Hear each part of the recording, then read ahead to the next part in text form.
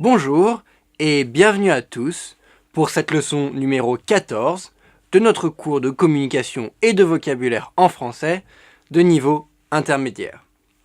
Le thème de cette leçon numéro 14, qui sera donc également le thème de la leçon numéro 14 du manuel de communication, s'intitule « Expliquer un vol, un accident ».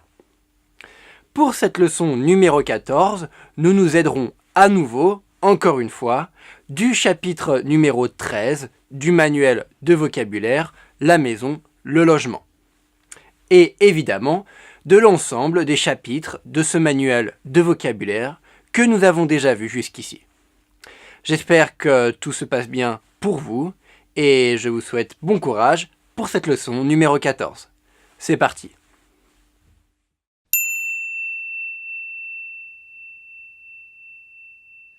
Une catastrophe.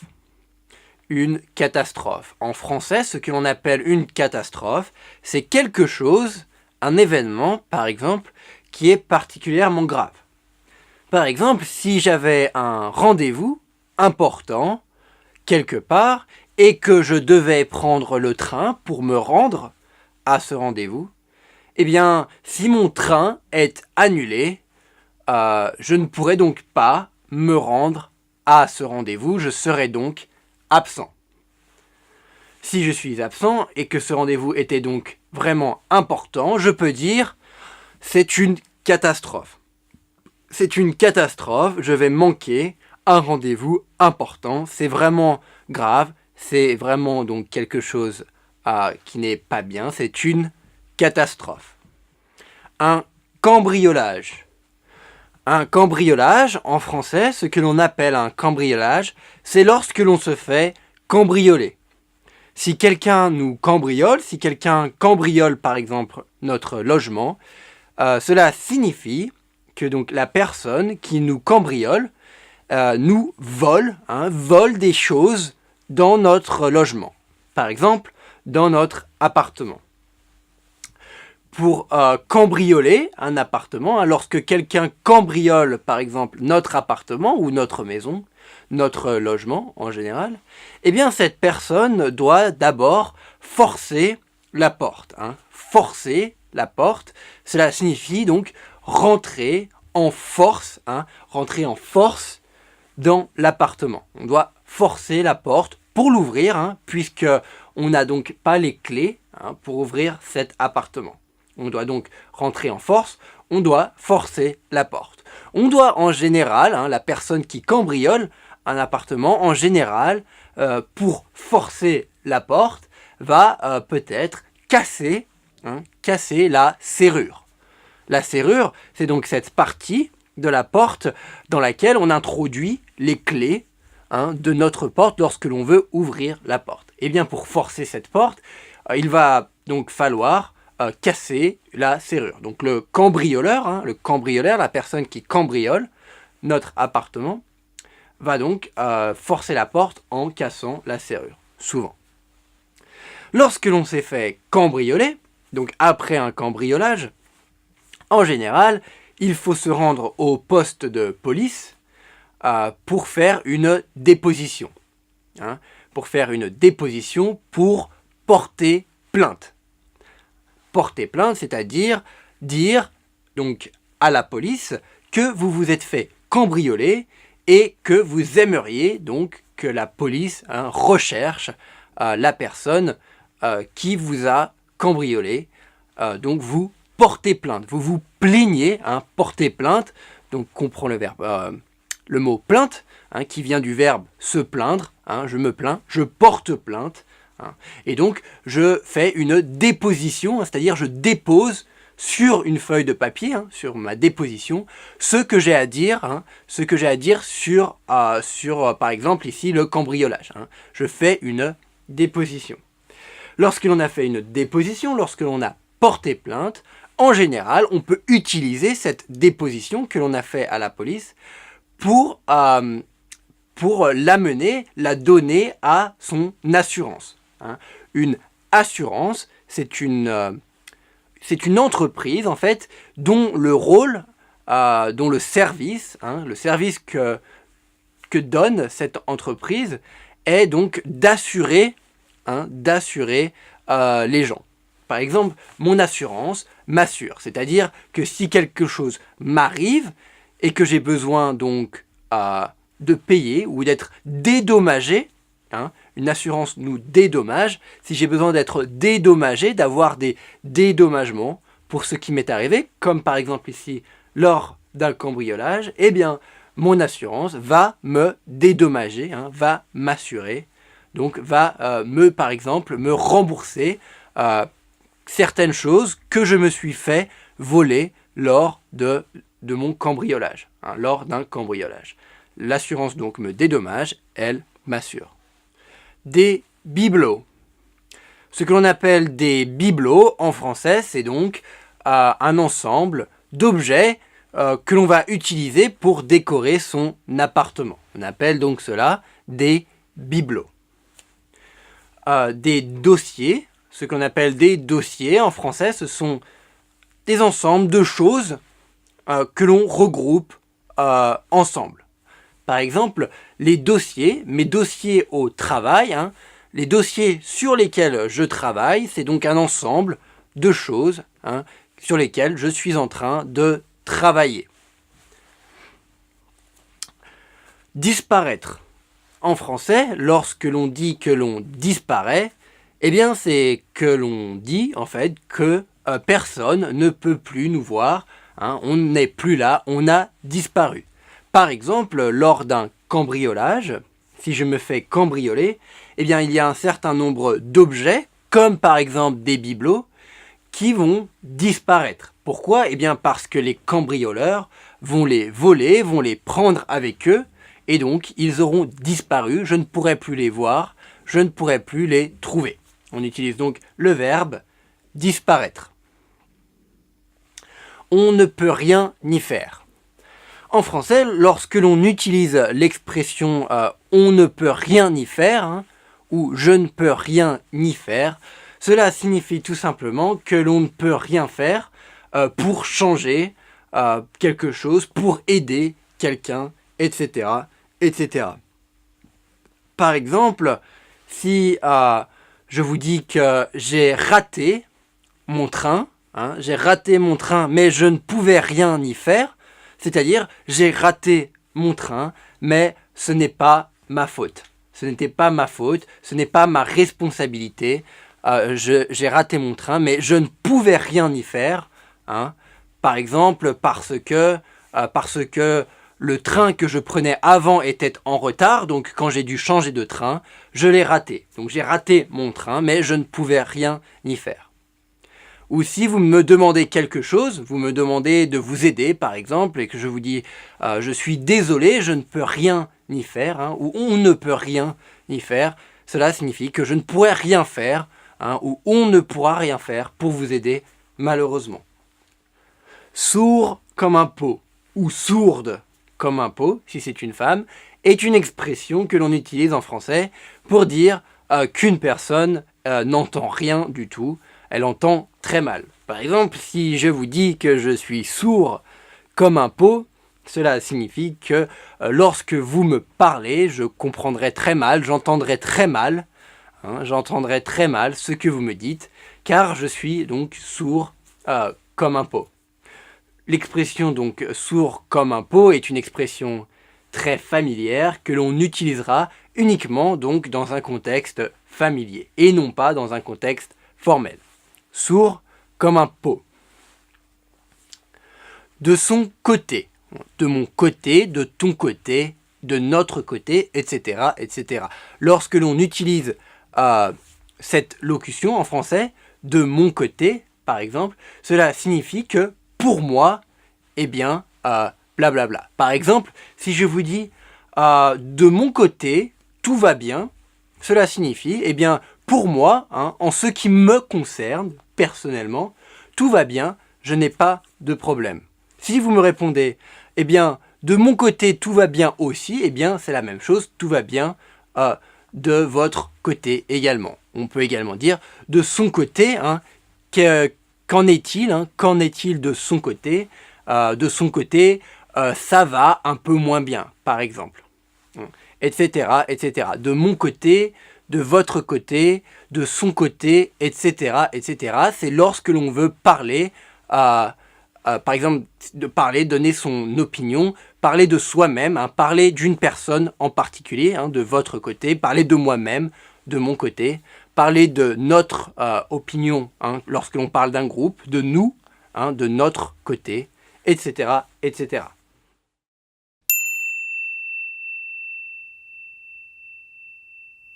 Monsieur l'agent, c'est une catastrophe. Je me suis fait cambrioler dans mon appartement. Calmez-vous, mademoiselle. Racontez-moi plutôt comment est-ce que ça s'est passé et quand est-ce que c'est arrivé. Eh bien, ça a dû arriver hier ou avant-hier. J'étais partie pour le week-end et quand je suis rentrée ce matin, j'ai vu que la porte de mon appartement avait été forcée. Ils ont cassé la serrure. Vous avez demandé à vos voisins s'ils avaient entendu quelque chose ? Oui, mon voisin de droite était également absent ce week-end. Quant à ma voisine de gauche, elle est sourde comme un pot. Alors, évidemment, elle n'a rien entendu. Bon, et qu'est-ce que vous aviez dans votre appartement, mademoiselle ? Qu'est-ce qu'ils vous ont volé ? La télé et l'ordinateur, bien sûr. Ils ont aussi pris mes bijoux, du liquide et quelques bibelots sans importance. Vous aviez beaucoup de liquide chez vous ? Non, une centaine d'euros peut-être. Et les bijoux, vous en aviez pour combien en gros ? C'est difficile à dire. Il y avait les bijoux de ma grand-mère, quelques colliers, quelques bagues et des boucles d'oreilles. Autour de 5 ou 6 000 euros en tout, je pense. Voulez-vous porter plainte, mademoiselle ? Oui, il le faut bien. Mais comment je vais faire, moi ? J'avais tous mes dossiers dans mon ordinateur. Maintenant, tout a disparu. Ça, mademoiselle, malheureusement, on ne peut rien y faire de notre côté. Bon, et qu'est-ce que je dois faire, moi alors, de mon côté ? Eh bien, il faut que vous signiez votre déposition et ensuite vous vous arrangerez avec votre assurance pour le dédommagement. Nous, de notre côté, si on a du nouveau, on vous tiendra au courant. Bon, eh bien d'accord. Merci en tout cas. Il n'y a pas de quoi, mademoiselle. Bon courage.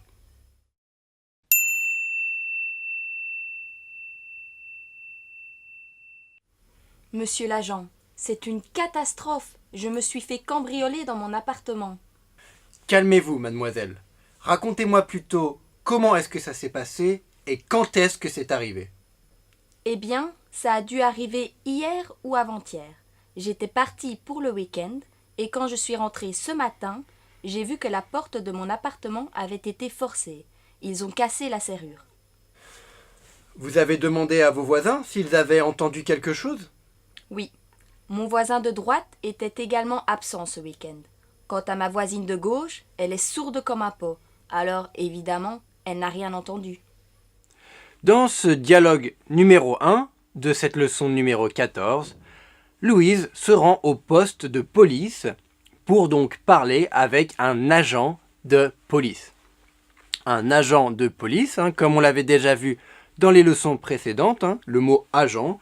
On avait vu par exemple un agent de nettoyage. Un agent de nettoyage est donc une personne dont le travail est de nettoyer. Eh bien, un agent de police est évidemment une personne dont le travail est de travailler pour la police, est donc un policier. Un policier, un agent de police, etc. C'est la même chose. Louise se rend donc au commissariat, à la station de police, pour parler avec un agent de police, car elle s'est fait cambrioler, son appartement a été cambriolé. Elle est donc paniquée, elle est stressée, on pourrait même dire, car elle dit mon appartement a été cambriolé, c'est une catastrophe. C'est une catastrophe, c'est très grave, je ne sais pas quoi faire. Donc Louise, on le voit, est paniquée. L'agent de police lui répond donc tout de suite il lui dit qu'il faut qu'elle se calme. Il dit calmez-vous, calmez-vous, expliquez-moi, racontez-moi comment ça s'est passé, quand ça s'est passé, comment c'est arrivé, quand c'est arrivé. Lorsque l'on dit c'est arrivé ou ça s'est passé, c'est la même chose. On peut dire les deux. On peut demander, donc l'agent de police aurait pu demander à Louise quand c'est arrivé ou quand ça s'est passé. C'est la même chose. Comment est-ce que c'est arrivé ou comment est-ce que ça s'est passé, etc. On peut dire les deux. Après, donc, que l'agent de police ait demandé à Louise comment est-ce que le cambriolage s'est passé et quand est-ce qu'il s'est passé, quand est-ce qu'il est arrivé, cette dernière lui répond que donc, ce cambriolage a dû se passer il y a 1 ou 2 jours, c'est-à-dire hier ou avant-hier. A dû se passer, a dû, c'est donc le verbe devoir, conjugué au passé composé. Pourquoi ? Eh bien parce que l'action est terminée. Quand on conjugue au passé composé, quand on utilise le passé composé, c'est que l'on parle d'une action qui est déjà terminée. Donc ici, Louise dit que le cambriolage a dû se passer. Pourquoi ? Eh bien parce que le cambriolage est déjà terminé. Il s'est déjà passé, il est déjà arrivé, puisque c'était hier ou avant-hier. Lorsque Louise dit « a dû », cela montre que Louise n'est pas certaine. Elle ne peut pas dire au commissaire « le cambriolage s'est passé hier ». Elle n'en est pas sûre. Il dit « a dû ». Lorsque l'on dit quelque chose a dû se passer, cela signifie que l'on n'est pas sûr. On pense que, donc Louise pense que le cambriolage s'est passé peut-être hier, peut-être avant-hier, elle n'est pas sûre. Pourquoi ? Eh bien parce qu'elle n'était pas chez elle. Elle ne le sait pas. Elle a remarqué donc qu'il y avait eu un cambriolage, que son appartement avait été cambriolé. Elle a remarqué cela seulement ce matin, donc en rentrant chez elle. Elle n'était pas là pendant le week-end. Elle a dit qu'elle était partie pour le week-end. Elle était partie pour le week-end, c'est-à-dire elle était partie à l'occasion du week-end, pour le week-end, donc c'est-à-dire pendant le week-end. Louise explique alors que donc lorsqu'elle est rentrée ce matin chez elle, après être partie donc pendant le week-end, pour le week-end, elle a donc remarqué que sa porte, la porte de son appartement, avait été forcée. C'est-à-dire que des gens sont rentrés de force dans son appartement. Des gens sont rentrés de force, ils ont forcé la porte. Ils n'avaient pas les clés pour ouvrir la serrure, donc ils ont dû forcer la porte. Elle explique d'ailleurs qu'ils ont cassé la serrure. Les cambrioleurs, les voleurs, pour pouvoir rentrer de force dans l'appartement de Louise, ont dû forcer la porte. Pour forcer la porte, ils ont cassé la serrure. Ils n'avaient pas les clés, ils ont dû casser la serrure et forcer la porte pour rentrer et cambrioler l'appartement de Louise. L'agent de police demande alors ensuite à Louise si elle a demandé, si Louise a demandé à ses voisins s'ils avaient entendu quoi que ce soit, s'ils avaient entendu quelque chose au moment du cambriolage. Louise explique alors à l'agent de police que oui, elle a demandé à ses voisins s'ils avaient entendu, s'ils pouvaient l'aider peut-être à savoir comment et quand s'est passé le cambriolage. Elle explique cependant que malheureusement son voisin de droite, c'est-à-dire le voisin qui habite à sa droite, à la droite de son appartement, donc le voisin qui habite dans l'appartement qui est à droite de l'appartement de Louise est donc le voisin de droite de Louise. De la même manière, le voisin qui habite dans l'appartement qui est à gauche de l'appartement de Louise est le voisin de gauche de Louise. Le voisin qui habite dans l'appartement qui est au-dessus de celui de Louise sera donc le voisin du dessus, et la même chose pour le voisin du dessous. Voisin de droite, voisin de gauche, voisin du dessus, voisin du dessous, etc. Eh bien, Louise explique que malheureusement, son voisin de droite était également parti pour le week-end, était également parti à l'occasion du week-end. Il n'était donc pas là, il n'était pas dans son appartement au moment où les cambrioleurs ont forcé la porte de Louise. Il ne pouvait donc pas les entendre, il ne peut pas savoir ce qui s'est vraiment passé. Quant à la voisine de gauche de Louise, quant à, lorsque l'on dit quant à, c'est-à-dire à propos de la voisine de gauche de Louise, quant à elle, quant à la voisine de gauche de Louise, eh bien elle, Louise explique qu'elle est sourde comme un pot, elle est sourde comme un pot, c'est-à-dire qu'elle n'entend vraiment pas très bien, et donc elle n'a évidemment pas entendu les cambrioleurs lorsqu'ils se sont introduits chez Louise, lorsqu'ils ont forcé la porte d'entrée de l'appartement de Louise. Donc, car elle est sourde comme un pot, elle entend vraiment très mal. Bon, et qu'est-ce que vous aviez dans votre appartement, mademoiselle? Qu'est-ce qu'ils vous ont volé? La télé et l'ordinateur, bien sûr. Ils ont aussi pris mes bijoux, du liquide et quelques bibelots sans importance. Vous aviez beaucoup de liquide chez vous? Non, 100 € peut-être. Et les bijoux, vous en aviez pour combien en gros? C'est difficile à dire. Il y avait les bijoux de ma grand-mère, quelques colliers, quelques bagues et des boucles d'oreilles. Autour de 5 ou 6 000 € en tout, je pense. Ici, l'agent de police demande, dans un premier temps, à Louise qu'est-ce qu'elle avait dans son appartement. Il lui demande qu'est-ce que vous aviez dans votre appartement, qu'est-ce qu'ils vous ont volé. Qu'est-ce qu'ils vous ont volé, c'est-à-dire les cambrioleurs, les voleurs. Qu'est-ce que vous aviez, on utilise ici l'imparfait. Pourquoi? Car la question est donc de savoir ce que Louise avait dans son appartement au moment du cambriolage. Donc on parle d'une action qui s'est déroulée dans le passé, mais on parle de cette action au moment où elle n'était pas encore achevée. C'est-à-dire au moment du cambriolage, à ce moment-là, au moment du cambriolage, qu'est-ce que Louise avait dans son appartement. Il lui demande donc, l'agent de police demande donc à Louise, qu'est-ce que vous aviez dans votre appartement, donc au moment du cambriolage. Ensuite, il utilise le passé composé, il dit qu'est-ce qu'ils ont volé, qu'est-ce qu'ils vous ont pris. Là, on peut utiliser le passé composé car c'est une action terminée, le vol a été commis, donc l'agent de police demande à Louise, donc maintenant, pouvez-vous me dire ce qu'ils vous ont volé, ce qu'ils vous ont pris, ce qu'ils ont pris dans votre appartement quand ils sont venus le cambrioler.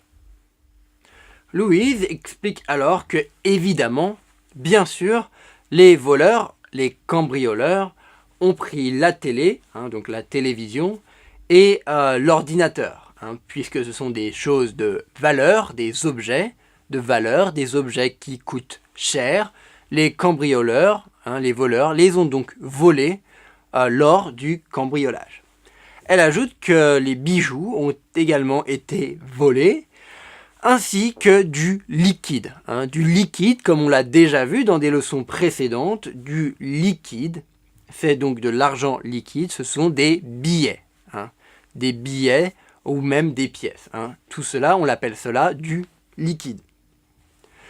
Louise explique également que des bibelots, des objets de décoration, comme on l'a expliqué dans le vocabulaire, des bibelots sans importance ont également été volés. Sans importance, c'est-à-dire ces bibelots n'avaient pas de grande valeur, ce n'étaient pas des objets chers, ce n'étaient pas des objets importants pour Louise. Ce sont donc des bibelots sans importance. L'agent de police demande alors ensuite à Louise si elle avait beaucoup de liquide chez elle. Est-ce que vous aviez beaucoup de liquide, donc au moment du cambriolage? Est-ce que vous aviez beaucoup de liquide, c'est-à-dire est-ce que vous aviez beaucoup d'argent, beaucoup de billets d'argent stockés dans votre appartement au moment du cambriolage? Louise répond que non, pas vraiment, peut-être une centaine d'euros. Une centaine d'euros, c'est-à-dire à peu près plus ou moins 100 euros. Donc ce n'est pas beaucoup de liquide. Ensuite, l'agent de police demande à Louise et les bijoux, et pour les bijoux, vous en aviez pour combien? On se rappelle, lorsque l'on avait vu la leçon sur le marché, lorsque Adrien se rendait au marché pour acheter des produits. Eh bien, la marchande de fromage, la marchande de fruits et légumes, etc., demandait à Adrien, je vous en mets pour combien? Par exemple, je vous en mets pour combien de pommes de terre, etc. Donc c'est une quantité, et cette quantité a un prix. Donc à ce moment-là, par exemple, la marchande de légumes demandait à Adrien pour combien d'euros elle doit servir Adrien. Elle doit donner une quantité donc, de pommes de terre, par exemple, qui a donc un certain prix. Pour combien d'euros, c'est-à-dire combien d'euros en voulez-vous, combien d'euros voulez-vous payer pour vos pommes de terre, et je vous donnerai une quantité. Et bien ici, c'est la même chose.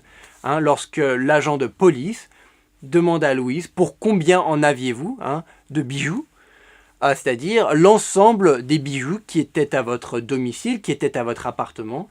Si on prend cet ensemble, combien est-ce que ça coûte, pour combien est-ce que vous en aviez, quel prix, quel est le prix, quel serait le prix de l'ensemble de ces bijoux qui ont été volés pendant le cambriolage.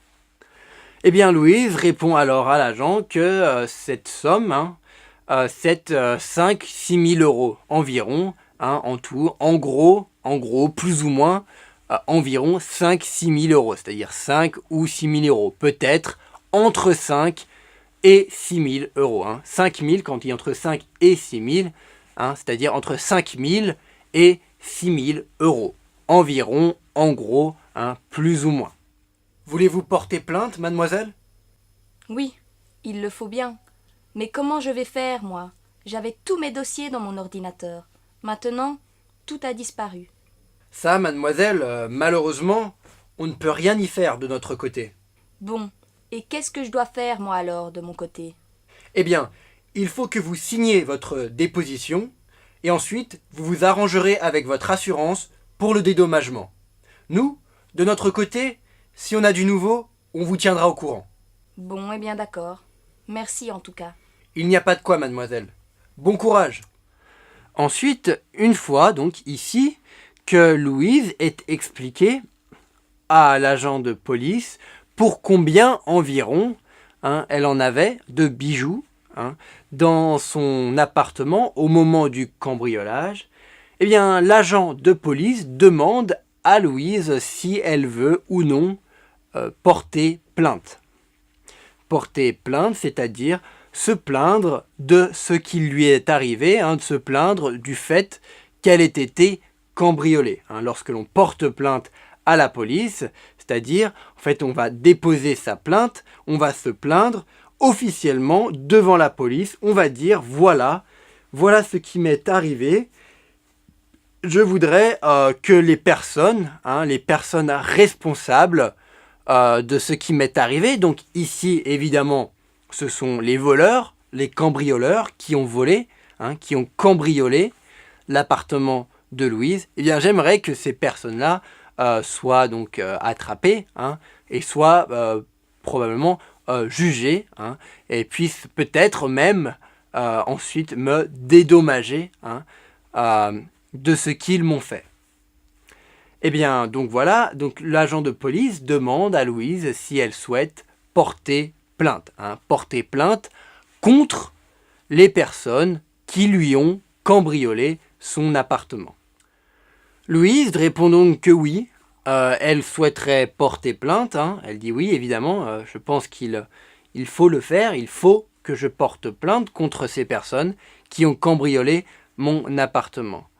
Ensuite, elle ajoute, mais comment je vais faire avec puisque mon ordinateur a été volé et dans mon ordinateur j'avais tous mes dossiers, tous les dossiers dont j'avais besoin pour mon travail. Donc, dans l'ordinateur de Louise qui a été volé au moment du cambriolage, eh bien, Louise avait tous les dossiers sur lesquels elle travaillait pour son travail. Donc elle est donc paniquée, elle avait dit donc au début que c'était une catastrophe, et là elle est en train de dire à l'agent de police mais comment je vais faire? J'avais tous mes dossiers hein, tout a disparu, hein, tout a disparu, les dossiers ne sont plus là, ils ont disparu, je ne peux plus les utiliser.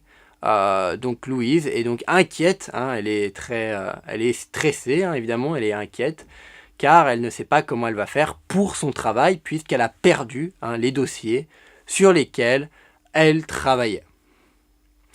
L'agent de police lui répond que malheureusement, de son côté, hein, il dit de notre côté, hein, c'est-à-dire de son côté à lui et des personnes avec lesquelles il travaille, c'est-à-dire des autres agents de police, évidemment, il dit, bien malheureusement, de notre côté, on ne peut rien y faire, hein, on ne peut rien y faire, c'est-à-dire nous, en ce qui nous concerne, de notre côté, malheureusement, on ne peut pas vous aider, on ne peut rien y faire.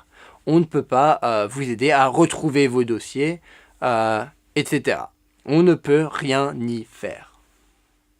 Louise répond donc à l'agent de police. Et moi, alors, de mon côté, qu'est-ce que je peux faire pour arranger la situation? Qu'est-ce que je peux faire maintenant pour donc, à propos de ce cambriolage?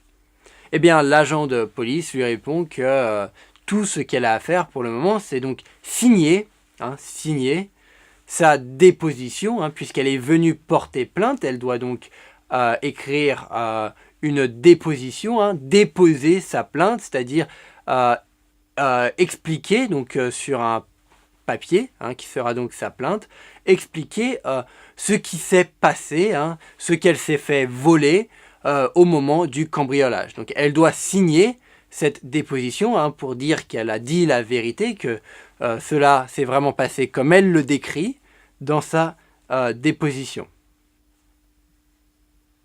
Ensuite, l'agent de police explique à Louise que grâce à cette déposition, eh bien, Louise pourra donc s'arranger, hein, avec son assurance pour les dédommagements. S'arranger, c'est-à-dire elle verra, hein, directement avec son assurance pour se faire rembourser de ce qui a été volé dans son appartement, pour se faire dédommager par son assurance. Il faut donc qu'elle voie directement, hein, qu'elle s'arrange avec son assurance. L'agent de police explique enfin que de son côté, hein, il dit encore de notre côté, c'est-à-dire de mon côté ainsi que des autres agents de police qui travaillent avec moi, donc de notre côté, hein, du côté de la police, de nous, de notre côté, si on a du nouveau, hein, si on a de nouveaux éléments, de nouvelles informations à propos de votre cambriolage, eh bien de notre côté, si on a du nouveau, on vous tiendra au courant. Hein. Si j'ai de nouvelles informations, je vous informerai, je vous le dirai, ne vous inquiétez pas, je vous tiendrai au courant. Vous serez donc informé s'il y a de nouvelles informations utiles à savoir sur le cambriolage qui est arrivé dans votre appartement.